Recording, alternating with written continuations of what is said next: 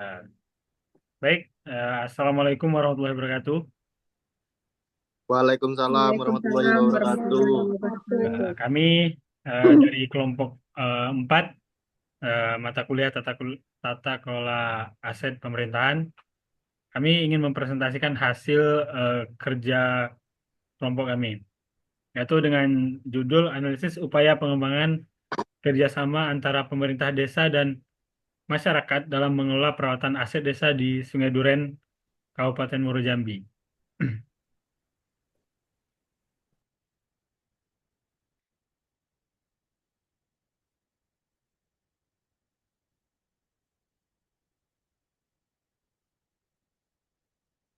Desa Sungai Duren merupakan desa yang terletak di Kecamatan Jambi Luar Kota, Kabupaten Muaro Jambi.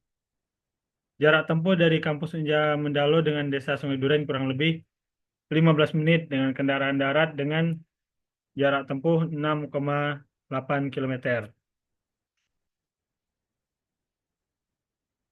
Selanjutnya, eh, materi mengenai analisis situasi Desa Sungai Duren akan dijelaskan oleh Rina. Kami persilakan. Baik, terima kasih moderator. Di sini saya akan menjelaskan secara singkat mengenai analisis situasi desa Sungai Duren.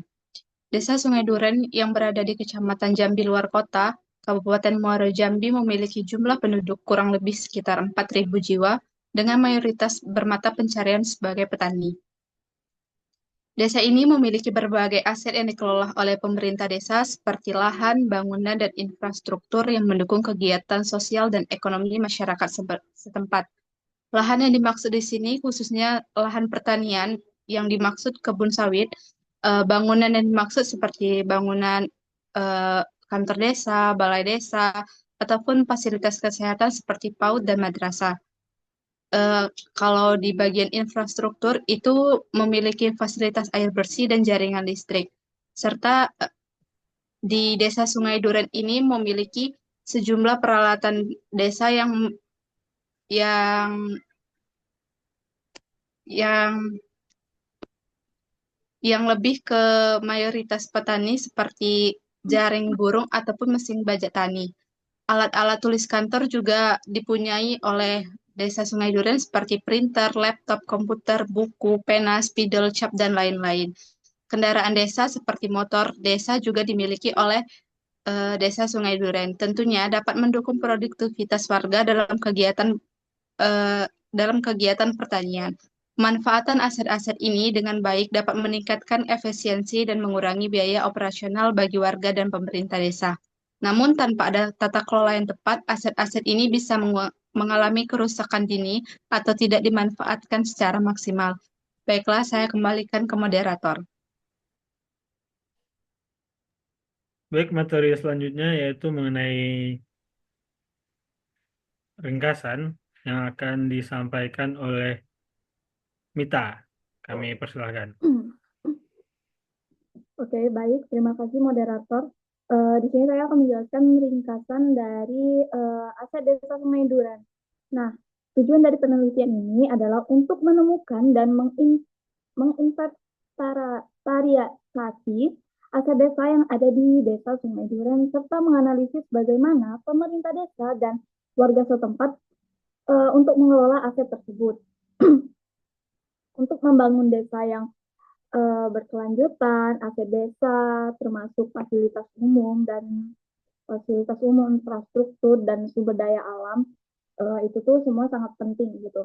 Nah, urgensi dari penelitian ini terlihat dari kondisi yang menunjukkan bahwa pemerintahan desa dan masyarakatnya itu kurang keselarasan dan sinergi dalam menjaga mengelola aset desa tersebut. Ini itu dapat disebabkan oleh kurangnya kesadaran warga akan pentingnya keberlanjutan aset desa dan kurangnya keterlibatan mereka dalam proses pengambilan keputusan yang berkaitan dengan aset desa. Karena keadaan inilah banyak aset desa yang tidak terawat dengan baik, bahkan beberapa dari aset desa tersebut rusak dan terbengkalai. Nah, diharapkan dari penelitian ini adalah tersusunnya rekomendasi konkret yang dapat membantu meningkatkan kolaborasi antara pihak desa dan warga dalam pengelolaan aset desa. Penelitian ini akan memberikan gambaran menyeluruh mengenai langkah-langkah yang bisa diambil untuk mengoptimalkan peran serta warga dalam merawat dan memanfaatkan aset desa dengan baik. Baik, terima kasih. Saya serahkan kembalikan ke moderator.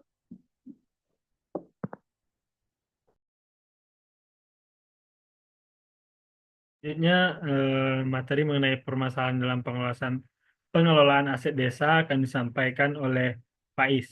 Kami persilakan kepada Pak Is. Oke, baik. Terima kasih moderator. Materi selanjutnya yaitu mengenai permasalahan dalam pengelolaan aset desa. Ada beberapa permasalahan yang di sini.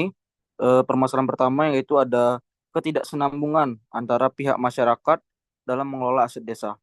Ketidaksambungan yang dimaksud di sini adalah proses perencanaan pembuatan aset terjadi ketidaksambungan antara pihak warga dengan pihak desa.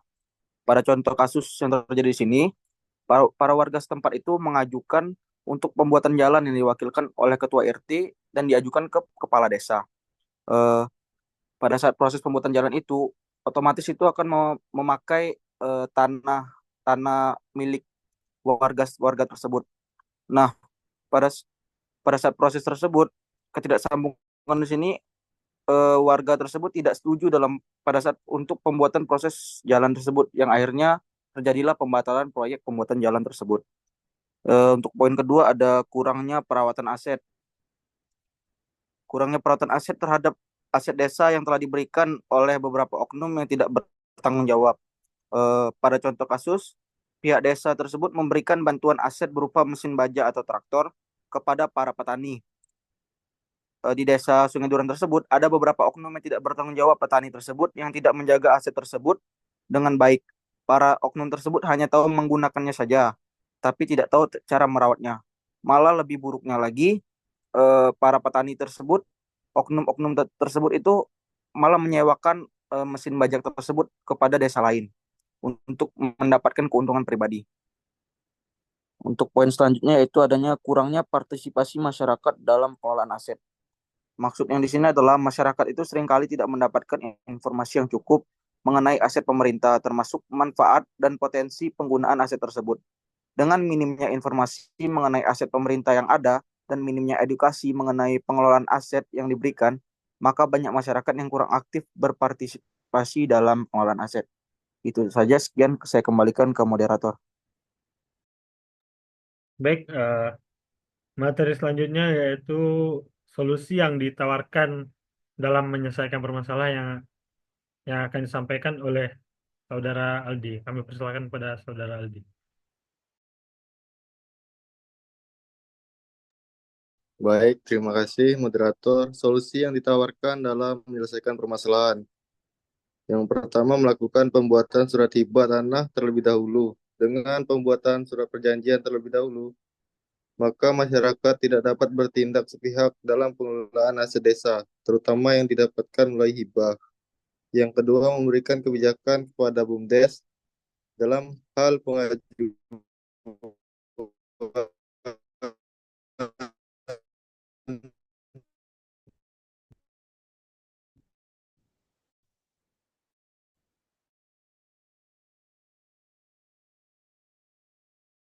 aset yang telah diberikan untuk warga. Mengadakan dalam pengelolaan aset. Pelatihan dan workshop dapat membantu masyarakat memahami proses dan manfaatnya.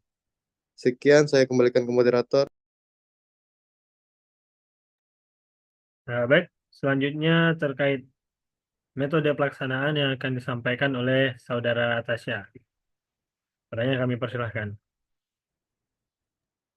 Baik, terima kasih moderator. Di sini saya akan menjelaskan mengenai metode pelaksanaan. Jadi setelah berdasarkan beberapa pemaparan permasalahan dan solusi serta target keluaran yang sudah dipaparkan sebelumnya oleh rekan saya, jadi kelompok kami itu merumuskan beberapa metode pelaksanaan untuk keberlanjutan dalam pengelolaan aset Desa Sungai Duren ini. Yang pertama itu ada identifikasi masalah spesifik. Nah, tahap pertama ini itu mengatasi permasalahan pengelolaan aset desa dengan melakukan identifikasi masalah spesifik yang dialami oleh Desa Sungai Duren terkait aset-asetnya. Yang pertama itu seperti pertemuan awal dengan aparatur desa, kemudian ada analisis kondisi aset desa, di mana kita melakukan survei lapangan untuk mendapatkan data rinci mengenai aset desa, termasuk bentuk fisik, lokasi, kemudian potensinya.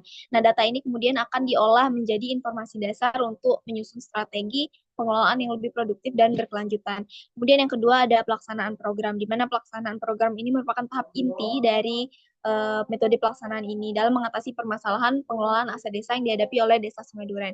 Nah, pelaksanaan ini itu biasanya terdiri dari yang pertama ada pendataan aset desa, di mana mengajarkan aparatur desa untuk mendata aset secara sistematis dengan menggunakan format yang sederhana namun lengkap, seperti penggunaan aplikasi untuk mencatat aset, kemudian kondisi, lokasi, serta potensi aset desa supaya pola pikir mereka juga berkesinambungan dengan masyarakat. Nah, yang kedua itu ada penyusunan kebijakan dalam pengelolaan aset desa, di mana ini memberikan arahan mengenai pembuatan kebijakan pengelolaan aset desa yang berpedoman pada transparansi dan akuntabilitas dari pengelolaan aset desa tersebut.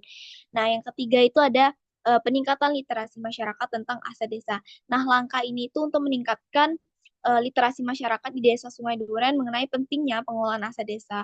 Dalam tahapan ini itu terdiri dari beberapa langkah, misalnya yang pertama itu sosialisasi dan edukasi kepada masyarakat, bahwasannya pemahaman mengenai aset desa yang ada serta bagaimana mereka itu bisa ikut serta dalam mengoptimalkan dan memanfaatkan aset desa tersebut. Dengan begitu, masyarakat akan memiliki rasa empati terhadap pengelolaan aset desa dari Desa Sungai Duren ini. Nah, yang keempat itu ada pemantauan dan evaluasi program. Nah, pemantauan dan evaluasi program ini merupakan langkah yang penting untuk memastikan bahwasannya seluruh kegiatan itu berjalan sesuai dengan rencana dan tujuan dari program itu tercapai. Nah, yang pertama itu terdiri dari beberapa langkah-langkah. Yang pertama, salah satunya itu pemantauan berkala, di mana untuk memantau pelaksanaan program, kunjungan tim akan mengevaluasi sejauh mana aparatur desa dan masyarakat itu dapat mengimplementasikan strategi pengelolaan aset yang telah dikelola. Kemudian ada evaluasi kepuasan dan pemahaman. Nah, ini merupakan penilaian tingkat kepuasan aparatur desa maupun masyarakat terhadap program yang dilaksanakan dalam pengelolaan aset desa. Kemudian ada pelaporan hasil evaluasi, di mana ini merupakan sebagai bahan untuk mengidentifikasi kelemahan atau kekurangan dalam program. Hasil evaluasi ini kemudian akan digunakan untuk memperbaiki program di masa mendatang serta memberikan masukan kepada mitra maupun pemerintah desa mengenai area yang perlu ditingkatkan dalam pengelolaan aset desa. Kemudian yang kelima ada pengukuran dampak dan keberlanjutan program. Nah, tahap terakhir ini merupakan suatu tindakan untuk mengukur dampak program terhadap pengelolaan aset desa. Ini menggunakan metode survei, kemudian observasi secara langsung untuk mengukur sejauh mana kemampuan pengelolaan aset desa yang telah meningkat setelah kegiatan ini dilaksanakan. Nah, kemudian ada perencanaan keberlanjutan program, di mana ini mengenai pengelolaan aset desa yang dapat dijadikan panduan oleh aparatur desa. Selain itu juga disusun berdasarkan prosedur standar operasional atau SOP untuk pendataan dan monitoring dari aset desa tersebut. Dan kemudian ada juga pembentukan kelompok kerja dalam pengelolaan aset desa, di mana ini membentuk kelompok yang terdiri dari perwakilan aparatur desa maupun masyarakat. Sekian, saya kembalikan kepada moderator. Baiklah. Selanjutnya yaitu uraian peran pemerintah dan kelompok yang akan disampaikan oleh Saudara Dimas. Kepada Saudara Dimas, kami persilahkan. Oke, terima kasih moderator. Selanjutnya tentang uraian peran pemerintah dan kelompok. Yang pertama, identifikasi masalah bersama. Pihak kantor desa berpartisipasi dengan mengidentifikasi dan menceritakan masalah yang pernah mereka temui di lapangan secara bersama-sama dengan anggota kelompok kami. Dengan demikian, pihak kantor desa dapat mencari solusi bersama-sama dengan kelompok kami. Yang kedua, yaitu penentuan prioritas. Pihak kantor desa dapat memberikan masukan dalam menentukan prioritas penyelesaian masalah yang rumit untuk diselesaikan dengan melibatkan tim dalam proyek pengambilan keputusan. Solusi yang dihasilkan akan lebih mudah dan cepat dalam menyelesaikan masalah. Yang ketiga, pelaksanaan kegiatan. Seluruh tim kelompok 4 aktif terlibat dalam pelaksanaan turun lapangan ke Desa Sungai Duren, khususnya saat mengenai tata kelola aset yang ada di Desa Sungai Duren dan apa saja permasalahan dan tantangan yang pihak desa alami saat mengelola aset yang ada di Desa Sungai Duren. Yang keempat, pengumpulan masukan. Seluruh tim kelompok 4 melakukan diskusi mengenai masukan yang akan diberikan kepada pihak desa mengenai permasalahan dan tantangan yang dialami pihak desa dalam mengelola aset-aset yang ada di Desa Sungai Duren. Yang terakhir yaitu monitoring dan evaluasi. Pihak desa melakukan monitoring terhadap aset-aset yang dimiliki Desa Sungai Duren beserta melakukan evaluasi terhadap kekurangan-kekurangan dalam mengelola aset desa yang ada di Desa Sungai Duren. Sekian dari saya kembalikan ke moderator.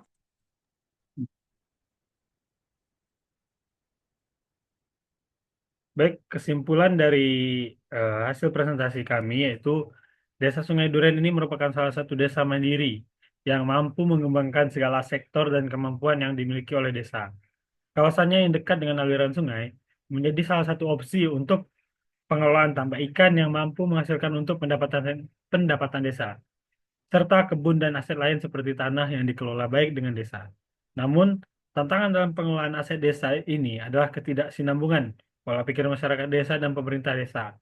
Hal inilah yang membuat beberapa aset desa jadi terkesan tidak memiliki dampak terhadap desa maupun masyarakat desa. Padahal kesinambungan antara masyarakat dan pemerintah desa merupakan pokok utama dalam proses pengelolaan dan perawatan aset desa agar bisa memiliki nilai guna ya yang berkelanjutan. Baik, sekian presentasi dari kelompok kami. Saya akhiri. Billahi taufiq wal hidayah. Wassalamualaikum warahmatullahi wabarakatuh. Waalaikumsalam warahmatullahi wabarakatuh. Waalaikumsalam.